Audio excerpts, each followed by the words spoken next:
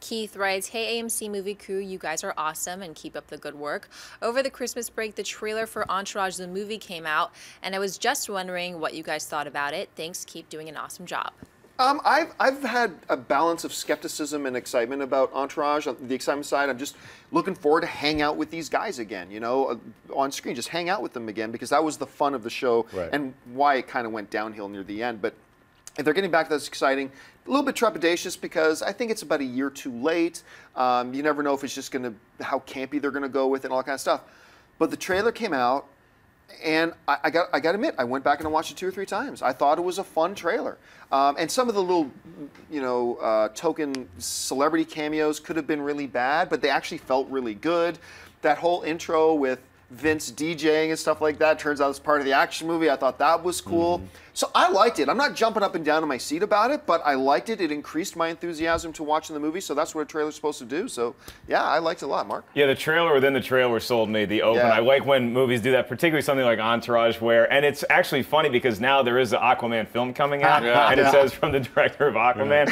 So that's kind of nice. And I think that when you watch these guys interact, like you said, I was a fan of Entourage. I didn't love it, but I liked it, and I like those guys. So I think a film is going to be fine. It might break the all-time film record for most cameos in a movie, which has got to be held by Jack and Jill, right? It's got to be the one. Didn't see Jack and Jill, sorry. Oh, treat yourself. Treat yourself. It feels like you're getting mauled by a bear and you're going to crawl 200 miles back to civilization. Yeah, for me, when I saw the trailer, I immediately thought why HBO put the show on, and it was an answer to Sex and the City for guys, and it served its purpose. And it's no different now. What Sex and the City did, it was off the air for a little bit, came back with this movie and crushed. So people who are fans of the show that have been, I think maybe the wait for a little bit might actually help it, because I think that you put it out too soon after you're like, the show's kind of gone, they're just kind of rushing now and putting a movie out. But because we haven't seen it, like you said, I want to hang out with these guys again. This could be a really funny movie for 2 hours, and great, and then the second one will probably be horrible, but this one... Sex in the City, too. Right. No camels in the desert, please.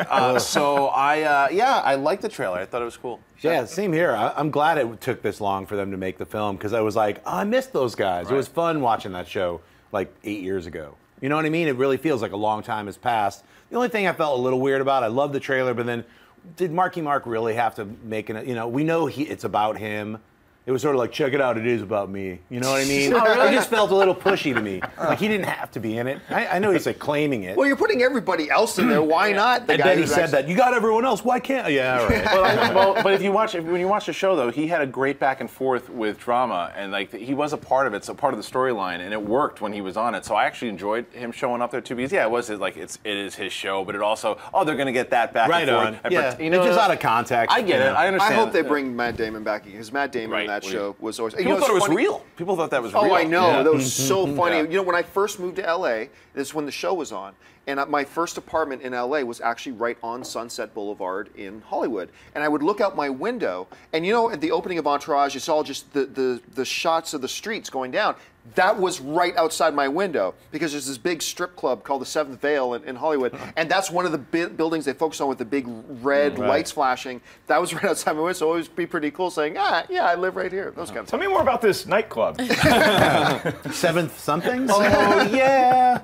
Hey, everyone, if you liked this video, click that thumbs up button and make sure to subscribe to our AMC Movie News YouTube channel.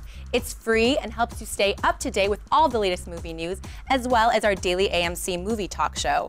Also, make sure that you follow us on Facebook and Twitter to stay up to date with all of our special promotions, contests, and prize giveaways.